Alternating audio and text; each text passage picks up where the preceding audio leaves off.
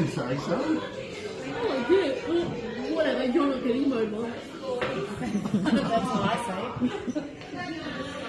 Well, I just had in my ear and go, I remember when you were sitting the bouncer at Nana's house, and I'm cooking and thinking, oh, I know this story. oh, so beautiful, so happy. I wish I had something like that. Shit, how do I tell them that I'm pregnant? I'm going to have something like that. And now we're two beautiful adults, so proud of each other. And older than her when she got pregnant, when she got married, and older than you when you got pregnant. Yep. But super proud of you. You're an amazing person, and yeah, I think you. So go, say something without crying. Now I've done it. Quick. She won't. Something without crying. Come on, I broke the ice. Come on, Uncle Dan. Go.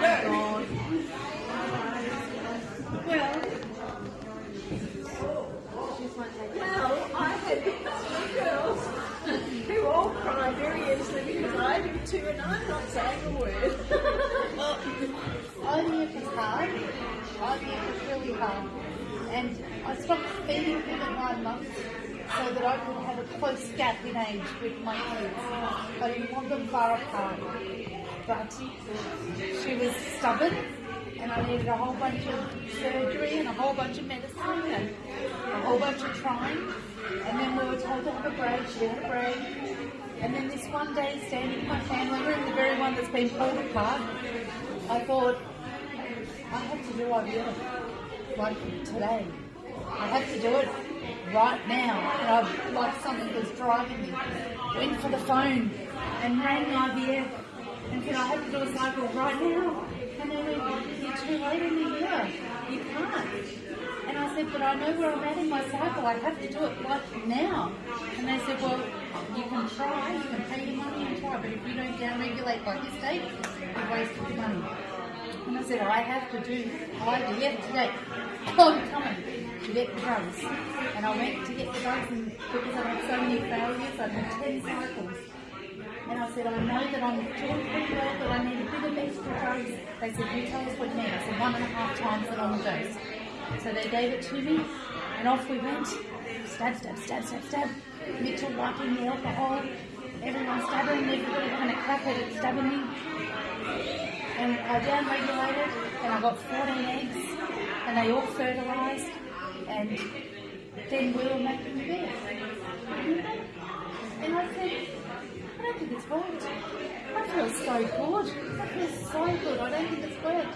The other thing might be I feel a bit sick, but I feel sick. I feel sick. Didn't Nana say to you, you're pregnant? And then we got, because with him I knew within an hour. I said, I'm pregnant as a boy. Like with my first, I was pregnant as a boy. With her, I felt amazing. And the whole pregnancy, I felt like Wonder Woman. So, so good. And I needed to find out, except for the 9 weeks of bleeding profusely. I forgot about that. Well, you got to then say goodbye.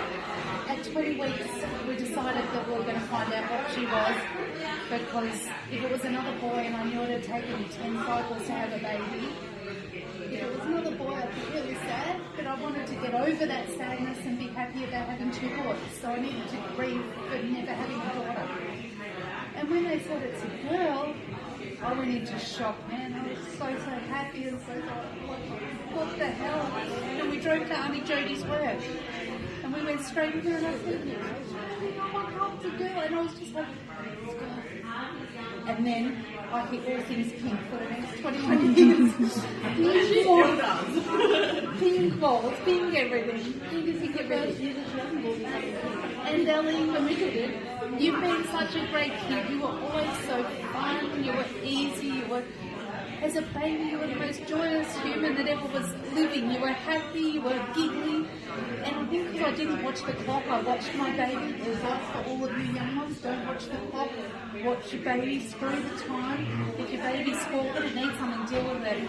And you were the happiest kid that ever was. And for all the hardship that I had with Mitchell and all the terrible things that we went through with his operations and everything, I think you were my reward.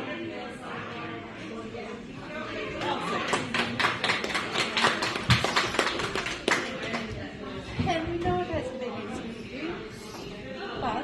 geez, you're making a good crack at life. Here you are, you've got clients coming out our arse, and you're doing a really good job. So we are so proud of you and who you've become. And we love that we can take you overseas and you can just go, come off, see ya, and off you go and make friends in the big wide world by yourself. We're really proud of you. So that's it. I think they brought out more than enough blokes. That's exactly